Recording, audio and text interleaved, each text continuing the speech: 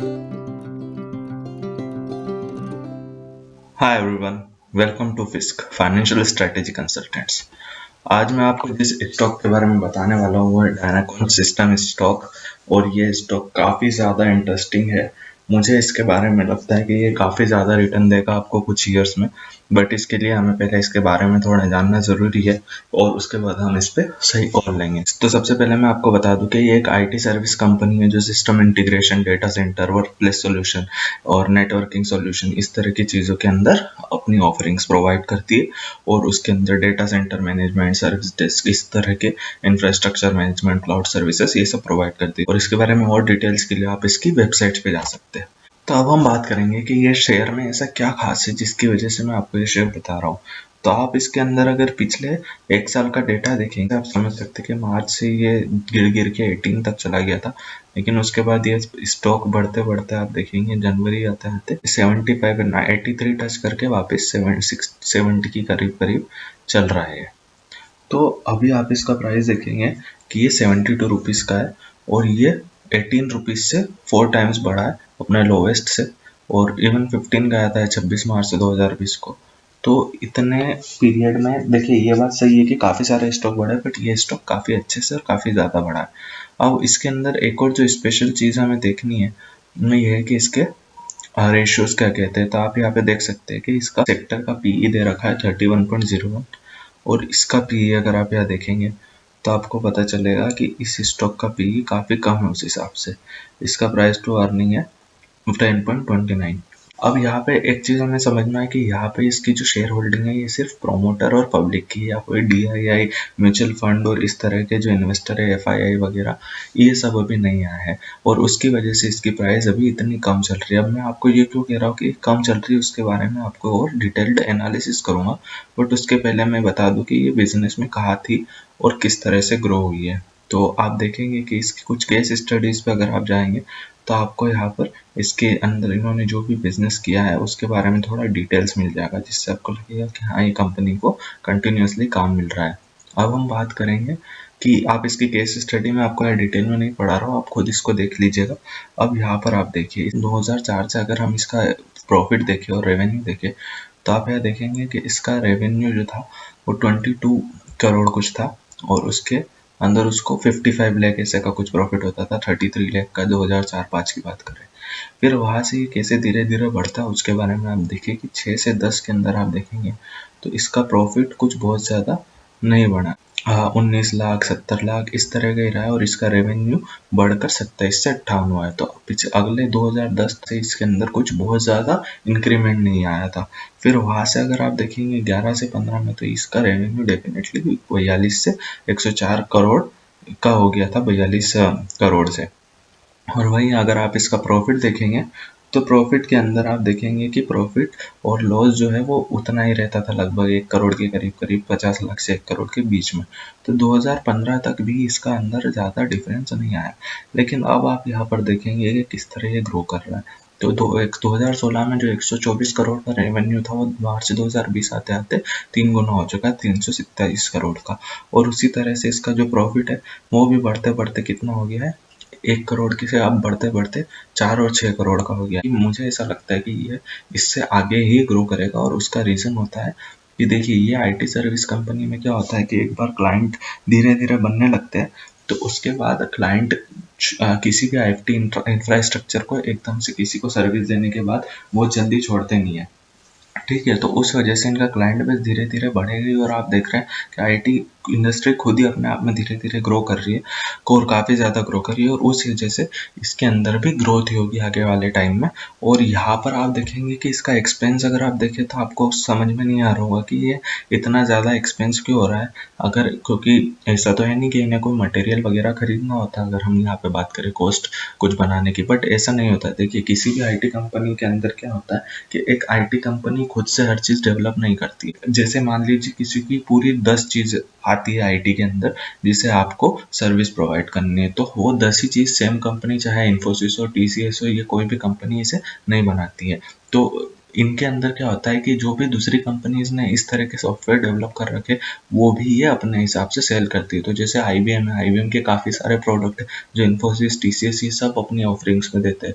उसी तरह हो सकता है इन्फोसिस के कुछ ऑफर्स है जो बाकी कंपनीज देती है, उस तरह की बातें होती। मतलब कि जब ये ऑफर करती है ये सर्विसेज तो इन्हें खुद को परचेज करना होता है इस तरह की सर्विसेज, और फिर वो क्लब करके जब ये ऑफरिंग देती है तो अपना मार्जिन काट के और ओवरऑल कॉस्ट बताती है। तो वही यहाँ पे होता है डायनाकॉन सिस्टम के साथ भी, कि इन्होंने 327 करोड़ का जो रेवेन्यू इनको हुआ था उसमें 275 करोड़ के तो इन्होंने वो सॉफ्टवेयर और सारे इम्प्लीमेंटेशन के टूल्स वगैरह खरीद लिए थे जिसको इन्हें इम्प्लीमेंट करना था। तो ये सारी चीजें आपको समझनी होगी। तो इतना आप यहाँ से समझ चुके हैं कि ये कंपनी ओवरऑल धीरे धीरे प्रॉफिट में जा रही है। अब अगर हम इसका EPS वगैरह देखेंगे, सारे रेशियोज देखेंगे, तो आप यहाँ पे देखेंगे कि इसके EPS वगैरह और बाकी सारे जो रेशियोज है वो भी धीरे धीरे काफी इम्प्रूव कर रहे हैं। सारे जो पर शेयर रेशियो है वो भी overall year by year increase हुआ है। उसके अलावा जो मार्जिन है आप देखेंगे, मार्जिन इसके बहुत ज़्यादा इंप्रूव हो रहे हैं ओवर द ईयर्स। जब 0.73 से 1.86% मार्जिन हो गया, और जैसे जैसे बिजनेस बढ़ेगा वैसे वैसे मार्जिन भी आगे जाके बढ़ेगा। अगर करंट और क्विक रेशियो और बाकी रेशियोज की बात करें वो भी काफ़ी बेटर है। पर इनके पास अभी देखिए इतना प्रॉफिट है नहीं कि ये डिविडेंड पे कर पाए, पर इस साल इन्होंने 2020 में डिविडेंड पे करना भी स्टार्ट किया। और आप ये समझ लीजिए कि आगे जाके ये जो कंपनी है ये ऊपर ही जाएगी, इसके अंदर कुछ ऐसा दिक्कत अभी आ नहीं रही है। तो यहाँ पे इसके अंदर ग्रोथ ऑप्शंस हमें काफ़ी अच्छे लग रहे हैं। ठीक है, तो यहाँ तक बात हो गई इसकी कि ये इसका क्या ओवरऑल पिक्चर है इस कंपनी की। इसके अंदर हम थ्रेड्स और इसके अपॉर्चुनिटीज देख लेते हैं, उसके बाद हम जाएंगे इसके वैल्यूएशन पे। तो जहाँ पर इसकी स्ट्रेंथ्स की बात करें तो इसकी 11 स्ट्रेंथ इस मनी कंट्रोल के अंदर इन्होंने एनालाइज की कि ओवर द ईयर्स इसका एनुअल प्रॉफिट बढ़ रहा है, बुक वैल्यू पर शेयर बढ़ रही है, प्रोमोटर ने कहीं इसके शेयर्स प्लेज नहीं कर रखे हैं, return on equity, return on capital, return on asset सबका सब बेटर हो रहा है। ठीक है, और उसके अलावा जो टेक्निकल इंडिकेटर होते हैं प्राइस मोमेंटम वगैरह के वो भी बेटर है। अब यहाँ पे रेस क्या होती है कि नेट कैश फ्लो जो है, कंपनी को कैश नहीं मिल रहा है और वो एक इशू है। उसके बारे में हम आगे और देखेंगे जब हम इसकी वैल्यूएशन पे जाएंगे। कैश जनरेट करने में दिक्कत आ रही है। कैश जनरेट करने का मतलब ये होता है कि आपने बिजनेस कर लिया, आपको प्रॉफिट हो गया, बट उसके अलावा क्या हुआ कि आपका जब कैश लेने का, पैसे लेने का बात आई तो उसके अंदर इनको थोड़ा इशू आ रहा है, अकाउंट रिसीवेबल नहीं हो रहे हैं इनके, मतलब जो पैसा है वो उधार चल रहा है एक तरह से अगर हम देखें, तो उसकी वजह से इनका नेट कैश फ्लो कम हो रहा है। बट अपॉर्चुनिटीज आप यहाँ देखेंगे कि लो पीए, हाई रिटर्न कैपिटल एम्प्लॉयड है, उसके अलावा फिर ये वॉल्यूम और गेन में जा रहा है धीरे धीरे, बहुत ज़्यादा प्राइस बढ़ रहा है। तो ये टेक्निकल इंडिकेटर्स है, उस पर ज़्यादा ध्यान नहीं देना है। बट यहाँ पे क्या है कि ये जो क्रॉस इसके अंदर आप अगर देखेंगे स्ट्रेंथ्स और वीकनेसेस तो आपको दिखेगा कि हमेशा स्ट्रेंथ्स का पलड़ा इसके अंदर भारी है इस स्टॉक के अंदर। अब हम आ जाते हैं इसकी वैल्यूएशन पे। तो सबसे पहले आप देखिए कि इसकी जो इनकम स्टेटमेंट है उसको अगर मैं फोरकास्ट करूँ इसी ट्रेंड के हिसाब से ओवर द 6 ईयर्स पीरियड, तो ये किस तरह का इसका ग्रोथ पैटर्न बनेगा कि ये अगले 6 साल में 328 से 861 करोड़ का रेवेन्यू बनाएगा। और जैसा कि आप ट्रेंड देख रहे हो उस हिसाब से ये काफ़ी पॉसिबल लगता है। आगे जाएंगे कि इनका प्रॉफिट कितना होगा, तो आप यहाँ देखेंगे कि इसका प्रॉफिट भी ठीक ठाक बढ़ेगा आने वाले ईयर्स में। तो अगर हम उस हिसाब से इसका वैल्यूएशन कैलकुलेट करें तो देखेंगे आप यहाँ पे कि फ्री कैश फ्लो से, जैसे मैंने आपको बताया कि इनको कैश जनरेट नहीं हो रहा, उस वजह से इनकी वर्किंग कैपिटल बढ़ रही है। और नॉन कैश वर्किंग कैपिटल बढ़ने का मतलब है कि इनका फ्री कैश फ्लो जो होगा वो कम रहेगा, पिछले नेगेटिव रहेगा अगले कुछ 2-3 साल में। तो आप यहाँ पे देख सकते हैं कि पहले 3 साल इनका नेट कैश फ्लो नेगेटिव रहने वाला है, बट उसके बाद ये पॉजिटिव कैश फ्लो की तरफ जाएगी। और उस हिसाब से जब मैं इसकी प्राइस निकालने जाता हूँ तो ये 339 की आ जाती है। अब यहाँ पे ये चेंजेस थोड़े कम ज़्यादा हो सकते हैं। अब जैसे मैं आपको एक बात बताऊँ, अगर मैं सिर्फ नेट इनकम का प्रेजेंट वैल्यू निकालूँ तो 922 रुपीज़ पर शेयर आती है। ठीक है, तो एक्चुअली में वैल्यूएशन नेट इनकम पे नहीं फ्री कैश फ्लो पे होता है, तो उस हिसाब से 339 की प्राइस है। बट आप अगर यहाँ पे ओवरऑल भी देखेंगे तो अगर मैं 10.76 की डिस्काउंट रेट होती है और सिर्फ 5% ग्रोथ हो इसकी तो भी 129 रुपीज़ पर शेयर पड़ता है, जो कि अभी के प्राइस से ऑलमोस्ट 80% 70% ज़्यादा है। तो आप समझ सकते हैं कि ये कितना ज़्यादा अट्रैक्टिव स्टॉक है, और मुझे लगता है कि ये हो सकता है कुछ टाइम में मल्टीबैगर बन जाए।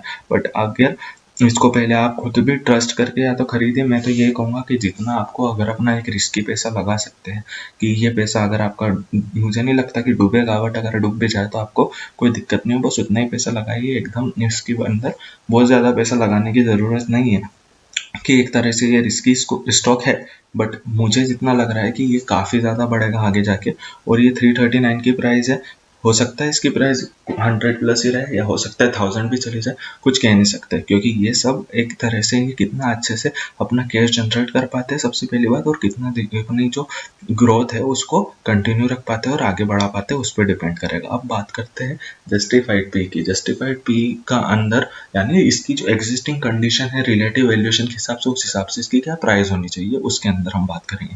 तो यहाँ पे मैंने सारे वही ऑप्शंस लिए जो आईटी कंपनीज है, बट ऑलमोस्ट डायनाकोन सिस्टम के अराउंड इनकी मार्केट कैप है। इनकी मार्केट कैपिटलाइजेशन इतनी है जितनी डायनाकोन सिस्टम की है।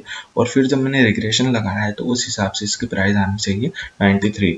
और मैं आपको यहाँ एक बात बता दूं कि इसमें सबसे बड़ा इशू ये है कि आपको शायद ये समझ में नहीं आया, बट यहाँ पे ग्रोथ को नेगेटिव फैक्टर माना है। तो जितनी ज़्यादा ग्रोथ उठाना आपको पेनलाइज किया जा रहा है यहाँ पे प्राइस के नाम पे, इस फॉर्मूला के अंदर, इस रेगुलेशन के अंदर। तो इसकी 55% ग्रोथ होने का उल्टा असर पड़ रहा है इसकी प्राइस पे, that's why it is coming 93। अगर ये बहुत कम होती इसकी ग्रोथ तो ये प्राइस और ज़्यादा आ जाता, समझ रहे हैं आप? तो ये इशू है यहाँ पे।